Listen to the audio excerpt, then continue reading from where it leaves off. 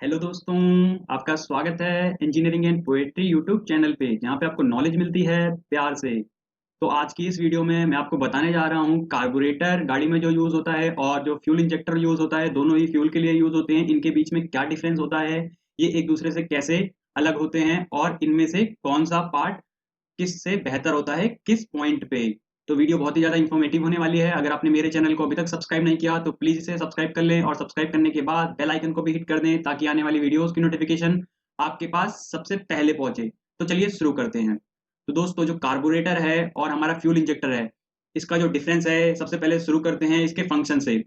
जो कार्बोरेटर होता है, ये इसका फंक्शन होता है कि ये एयर फ्यूल के मिक्सचर को इनलेट वॉल्व के थ्रू इंजन सिलेंडर के अंदर पहुंचाता है।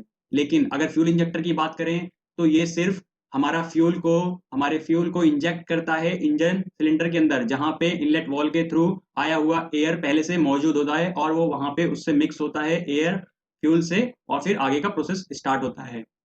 अब जो इसका नेक्स्ट डिफरेंस है वो है हमारा फ्यूल एफिशिएंसी।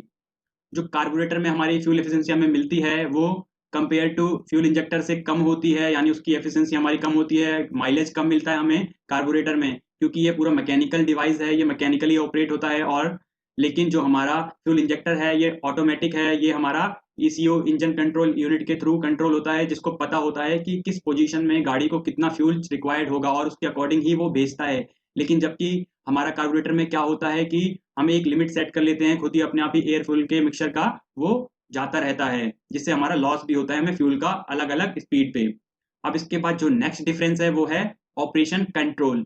जैसा कि मैंने आपको अभी बताया कि जो हमारा कार्बोरेटर होता है वो एक मैकेनिकल डिवाइस है, यानी वो मैन्युअली ऑपरेट होता है, यानी उसको जब सेट करना होता है एयर फ्यूल का मिक्सचर हम मैन्युअली उसको सेट कर लेते हैं हाथों से।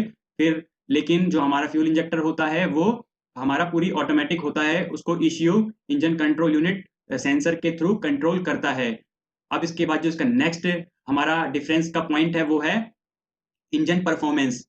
क्योंकि जो हमारा कार्बोरेटर होता है वो मैनुअली ऑपरेटेड होता है, हाथों से ऑपरेट किया जाता है, हाथों से सेट किया जाता है उसके जो रेशियो होते हैं फ्यूल के, तो इसमें जो परफॉर्मेंस मिलती है इंजन की, यानी माइलेज जो मिलता है, इंजन का परफॉर्मेंस जो अच्छा नहीं मिलता है एज कम्पेयर टू हमारे फ्यूल इंजेक्टर के। और फ्यूल इंजेक्टर जो होता है वो ऑटोमेटिक होता है, फुली सेंसर के थ्रू इसको चलाया जाता है, जो कि ईसीयू से जुड़ा होता है सेंसर। तो इसमें जो इंजन का परफॉर्मेंस है बढ़ जाता है, इंजन की लाइफ बढ़ जाती है। इसमें जो एयर फ्यूल का जो बर्निंग होता है अनवांटेड बर्निंग नहीं होता, जिसकी वजह से हमारे इंजन की लाइफ भी बढ़ जाती है। लेकिन कार्बोरेटर में अनबर्निंग जो होती है, अनवांटेड बर्निंग, उसके कारण लाइफ कम होती रहती है धीरे धीरे। अब इसके बाद जो नेक्स्ट इसका एडवांटेज है, यानी इसका जो नेक्स्ट डिफरेंस है हमारे कार्बोरेटर और फ्यूल इंजेक्टर का, वो है कोल्ड स्टार्ट। तो यहाँ पे जो हमारा फ्यूल इंजेक्टर होता है इसको एडवांटेज मिलता है, क्योंकि जब आप देखोगे ठंड के समय में या फिर सुबह सुबह जब आप अपनी बाइक को स्टार्ट करते हैं जिसमें फ्यूल इंजेक्टर लगा होता है, वो तुरंत स्टार्ट हो जाती है एक किक में या एक सेल्फ में। लेकिन जिसमें कार्बोरेटर जिस गाड़ी में लगा होता है, आप ठंड के समय में देखते होंगे कि बंदा किक ही मारता रह जाता है और गाड़ी स्टार्ट नहीं होती, गर्म करनी पड़ती है, उसके बाद उसे चौक वगैरह लेना पड़ता है गाड़ी से, जब जाके स्टार्ट होता है। तो कोल्ड स्टार्ट के लिए हमारी कार्बोरेटर वाली गाड़ी जो होती है, बाइक जो होती है, वो अच्छी नहीं होती है। अब इसके बाद जो हमारा डिफरेंस है नेक्स्ट, वो है हमारा मेंटेनेंस और रिपेयरिंग।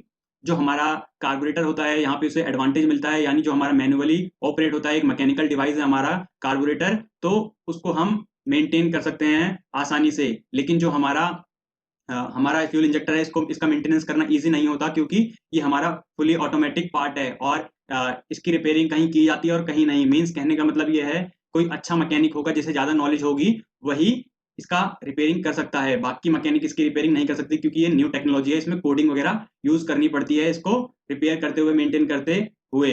अब इसके बाद जो हमारा नेक्स्ट डिफरेंस है वो है हमारा कार्बन इमिशन, यानी प्रदूषण। क्योंकि जैसा कि मैंने बताया, हमारा जो कार्बोरेटर होता है इसमें अनवांटेड बर्निंग होती है एयर फ्यूल के मिक्सर की वजह से, और जो बर्निंग होती है वो कंप्लीट नहीं हो पाती है इंजन के अंदर एयर फ्यूल की, जिसकी वजह से काफी ज्यादा पॉल्यूशन फेंकता है हमारी जो बाइक होती है, स्कूटर होता है। लेकिन जो हमारा फ्यूल इंजेक्टर वाला होता है वो पॉल्यूशन कम फेंकता है एज कंपेयर टू हमारी कार्बोरेटर वाली बाइक और स्कूटर के मुकाबले।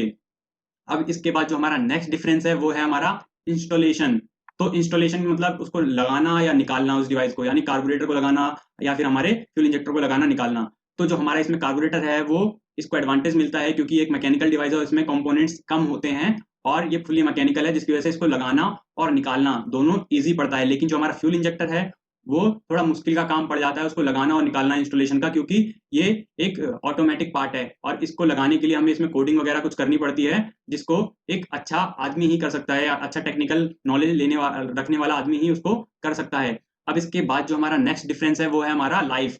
इस मामले में कार्बोरेटर की एडवांटेज मिलता है, क्योंकि कार्बोरेटर की लाइफ ज्यादा होती है एज कंपेयर टू हमारे फ्यूल इंजेक्टर के, क्योंकि जो हमारा फ्यूल इंजेक्टर होता है वो ऑटोमेटिक होता है और उसकी रिपेयरिंग उतनी ईजी नहीं होती और वो कुछ टाइम बाद चलने के बाद वो खराब होने लगता है। लेकिन जो हमारा कार्बोरेटर होता है उसकी रिपेयरिंग हो सकती है, तो उसकी लाइफ हमारी ज्यादा होती है। मैं ये नहीं कह रहा कि हमारा जो फ्यूल इंजेक्टर होता है उसकी रिपेयरिंग नहीं होती है, लेकिन इसकी लाइफ जो होती है वो कम होती है एज कंपेयर टू हमारे कार्बोरेटर के। अब इसके बाद जो हमारा नेक्स्ट पॉइंट है वो है हमारा पेट्रोल क्वांटिटी, कि किसी बाइक या स्कूटर में कितना पेट्रोल हो तो वो चल पाएगा अगर ये दोनों डिवाइस उसमें लगे हों। यहाँ पे अगर कार्बोरेटर अगर किसी बाइक या स्कूटर में लगा हुआ है, अगर उसमें पेट्रोल थोड़ा सा भी है, यानी कि 50 रुपए 40 रुपए ऐसे का, तो भी वो गाड़ी चल सकती है अच्छे से। लेकिन जब हमारा उसमें फ्यूल इंजेक्टर लगा हुआ है तो कोई भी आपको सजेस्ट नहीं करेगा अगर उसमें 2-3 लीटर पेट्रोल ना उसको चलाना। ये ऐसा नहीं है कि वो गाड़ी या बाइक चलेगी नहीं, हमारी जो बाइक स्कूटर चलेगी, लेकिन उससे हमारे फ्यूल इंजेक्टर पे काफी असर पड़ेगा, जिससे उसकी लाइफ कम होती रहती है।